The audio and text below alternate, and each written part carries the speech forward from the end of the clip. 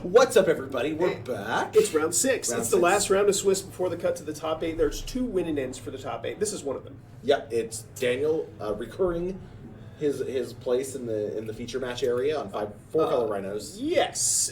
Well, I mean, it's 5-color because it has black. It does have a swamp. It's you're not casting any black spells, I don't think. But it's still 5 colors. Leyline Binding costs 1 mana in this deck. You got it. We got the triumphs. We got a single swamp. And Ryan, who is on Rakdos game. Yeah, we're seeing the scammer. Scams. Yeah, this is going to be an interesting match because Ryan wants to end the game real quick. Not necessarily. Not in an aggro way. Like, he's not trying to actually win the game quick. He wants to lock things up.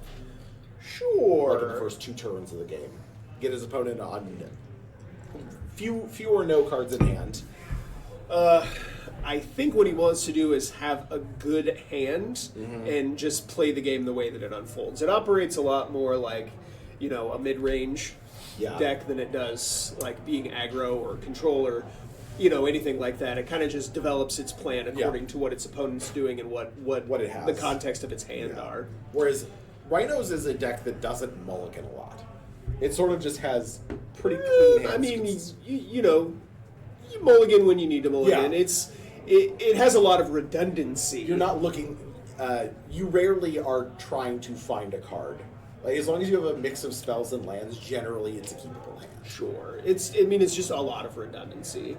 When you're on the draw, you want to have a Gemstone Caverns. But if you don't have a Gemstone Caverns, it is what it is. Not the end of the world. The number of times that this deck has the ability to steal the play back from the opponent with the Gemstone Caverns is insane, and it's one of my favorite things about the deck. Yeah, I do really like. And here we go. Speak of the devil. He appears. Yeah, we've got the gemstone. Daniel just stole the play back from Ryan. So Ryan's turn. It looks like a Black Cleave Cliffs. A Black Cleave Cliff. And here is a Grief pitching a Orcish Bowmasters. That is going to reveal a Violent Outburst, a Crashing Footfalls, a Subtlety, and a couple of lands. A subtlety. I swear to God, I cannot spell this card to save my life. It's got like 3 different letters that don't make any sense where they are. It's the right name for the card, right? But it is horrid, awful, terrible card, terrible name that I cannot spell. That is the English language for you. Subtlety. It's just sub and then like whatever. Violent Outburst is going to go away, and here is that's the new brought back. What is it called? I'm not dead yet. Not actually dead. Not dead yet. Not truly dead.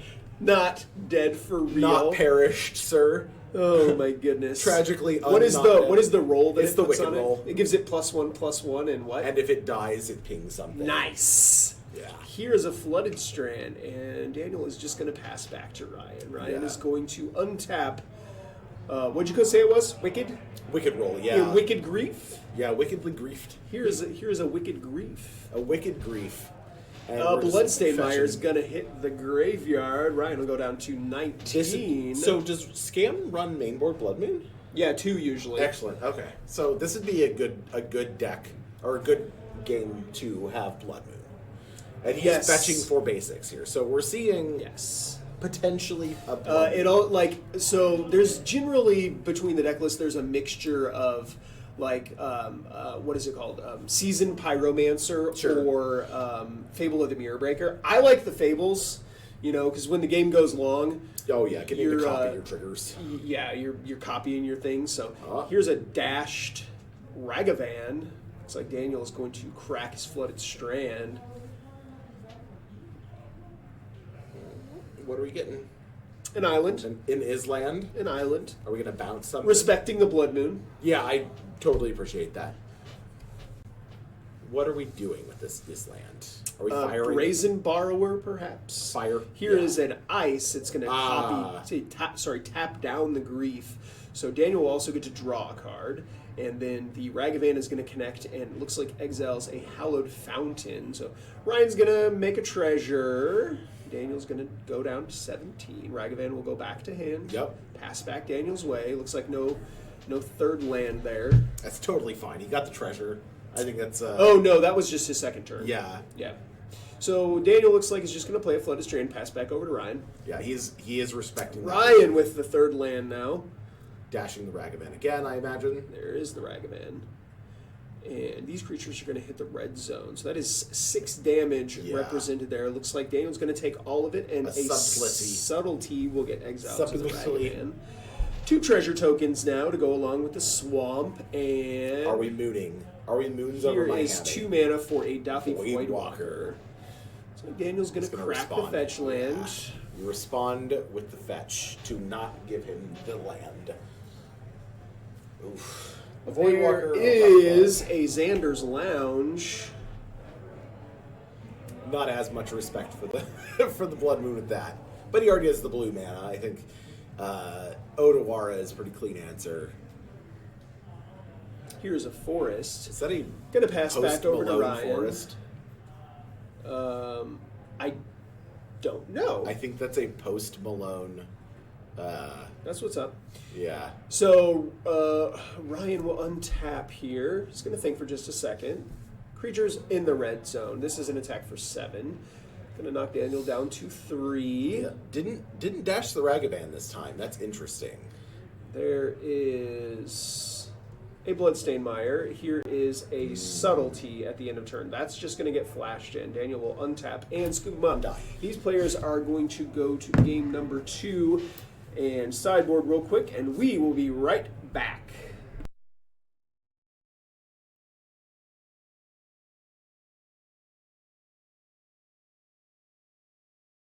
And we're back. We're making some weird noises in the booth here.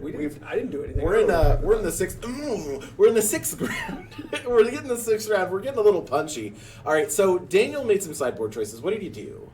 Took out Force of Negation and 1 Cavern and added Flame of Venor, Brace and Borrower, and Dismember. Take it out the cavern when you're on the play. Yeah, not super necessary. Kill the creatures. Sure. That's what this sideboard is. Let's kill those creatures. Ryan, going for like the silver bullet approach, brought in 2 copies of Engineered Explosives, 3 copies of Chalice of the Void. Okay. And a Hidetsugu Devours All. Sick. That's a rad one. And a single copy of Shieldred the Apocalypse. Let's go. It's the Phyrexian text. I could not read it the first time, and I didn't well, we know what it does, right? Yeah. It's a 4/5 with Death Touch. Correct. That when you draw a card, you gain 2. They draw a card, they lose 2. Correct. I know what it does. In theoretically. Misty Rainforest going to find a forest, and that's going to suspend a Crash and Footfalls. Shocking. The name of the game. We'll head over to Ryan for his first turn of the game. It's going to be a... Not a monkey. He brought out his monkeys. It's going to be a Bloodstained Mire. So he brought out his monkeys and a single copy of Blood Moon, interestingly. Which I think is fine. That's going to get cracked. Yes, no, yes. Yep. Bloodstained Mire's going to get cracked. 19. We're bopping. So we're going to go find us a basic land. There's a swamp. That's a pretty swamp, too. Sweet. Looks like a planet to me. Yeah, that's one of those Infinity and Beyond. When I tell you I adore the Infinity lands. 10 out of 10. I genuinely do. Here is a Fury. It's not going to stay around for... Oh, my God. Oh, it's not dead. Oh, my God. It's wicked now. It's a wicked Fury. It's a Wicked Fury. Wicked Fury, dude. Heck yeah. Yeah, so... just so this... and then Chalice on 0, too. Oh, my God. Oh, no. So... What I've been seeing with the rolls is people have been putting them in the sleeve of the card, so that they stick out the top. I see. Which I don't think is correct technically, because as a card token, it does have a tapped and untapped position. And so when you tap the creature, you're not tapping the artifact. But it's about housekeeping. Or the enchantment. Yeah. It's so much easier to keep track of. It is so much easier to keep track of. It just slides into the sleeve, and you're like, yeah, it's wicked. But it has the top But what you're saying is compliments to Ryan for perfect form. Yes, Ryan is playing this appropriately. Here's a swamp from Ryan off of this polluted delta. So Daniel does have Besaju's in the deck to deal Yep. with his Chalice. Sure does. And there's a Douthy Voidwalker.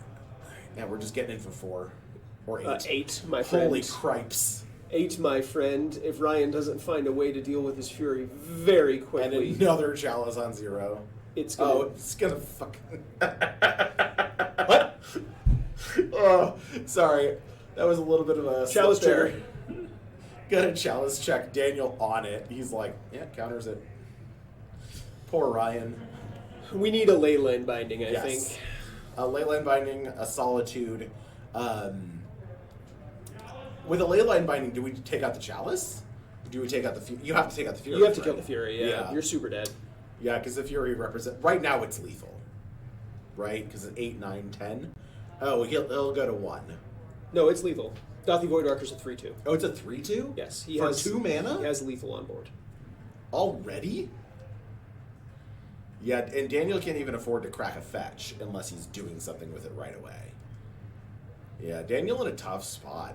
Ryan had just a fast start out the gate. And we talked about this, right? Where in some matches the Grief is going to be better, and some the Fury is going to be better. But you just play whatever hand you draw. Yeah, I would think that's totally correct. Yeah, the deck is so good. This is one of the 4 players who were on I think what you're looking at right now is peak redundancy. Yeah. So both of these decks, incredibly redundant, incredibly consistent. They do the thing that they were made to do, and they do it over and over and over and over again, game after game after game. And it looks like this is just going to be a that's the Abzan Triome. What is it called? Indatha Triome. And pass back over. So Daniel does have all 5 domains. If he has an ice, that'll be helpful. Yep. Unfortunately, no white mana to cast a Leyline Binding. Yes. So here is 2 mana. Brazen Borrower is going to put the Fury back into Ryan's hand. It's going to ping him for 1. Is that when it leaves play? Yeah, it's not when it dies. It's play. It's when the Wicked Roll leaves play. It's not when. Gotcha. Yeah. So the Douthy Voidwalker is going to knock Daniel down to 7 here, and it looks like he's going to add a land to the battlefield, pass back Daniel's way. Daniel's going to untap, take a time counter off of his Crashing Footfalls. Can't play that Brazen Borrower yet. Doesn't have double blue necessary. Does he have any blue? Yeah, he's got 1 blue source, right? Is that Xander's Lounge? That is a Xander's Lounge. Okay. So he does have 1 blue mana. Unfortunately, unfortunately, Brazen Borrower, we're not going to be able to take care of the Douthy Voidwalker. The fire, yeah. So fire will take care of it, though. Yeah. And that's going to get exiled with a shadow counter on it. And now, Daniel, what are we doing? Cracking a fetch land. Here's a Flooded Strand going to go away. That's going to get replaced with an island. He needs to be able to Otawara this or Besaju it in order to... What? The Chalice? We've just got a Scion. Well, yeah. Now that we're out of lethal territory here, I think we're pretty well in the driver's Take a breather. seat. Ryan is just holding a land and a Fury. Okay. And Daniel knows about Fury because he put it there. So, Yeah. not sure what what Ryan drew for turn here, but we'll pass back over to Daniel. So Daniel's going to untap, play a Temple Garden, and attack. The Fury, the Crashing Footfalls did get countered. Correct. Ryan countered it appropriately with the trigger from the Chalice. Got to Chalice check your opponent. 10 out of 10. Yeah, you got to do it. Here's another copy of Blood Crypt. So this is going to be, if Daniel doesn't have an answer for Fury, it's going to come down, eat the Draco, and be a 2-turn clock. Yes, but won't he be dead by then? That's an excellent question. He doesn't have it. He doesn't have the 5th land yet, nor does he have a red card. He in just hand. drew. He just drew. So yes, he is taking his draw step here now. Though, we don't know yet. Last time I checked, he does not have the 5th land. He needs either a 5th land or he needs a red card and a reanimation spell. Here's 4 mana. It's a grief. Yeah, there we go. So this is something. Looks like a Violent Outburst and a Take the Shardless Agent. Shardless Agent. Yeah, we take the Shardless Agent there. Because he can Violent Outburst, doesn't do anything. Right, the Chalice is protecting him from the Rhinos. So Daniel is going to cast this Brazen Borrower from exile. He'll untap. 7 power now. That's a 2-turn clock. He's going to get in for 7. That will knock Ryan down to just 6 life points. Yeah, and next turn he's got lethal. Here's an attack for Take him 3 to for 3. Miss Grief. Does Ryan have a lightning bolt? Is the question. I don't think he runs lightning bolt, does he? Yeah, Scam usually plays Does it? 2 or 3 copies of Bolt. Ooh, so Daniel has to basically measure what he's doing here. Goes to 3. Is it a bolt? There's a lightning bolt. Yeah.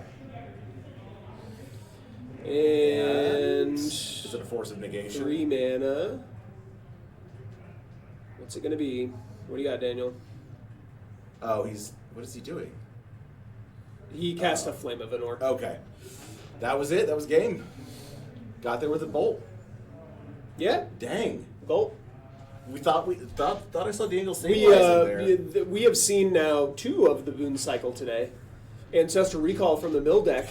And now Lightning Bolts. Yeah. Yeah.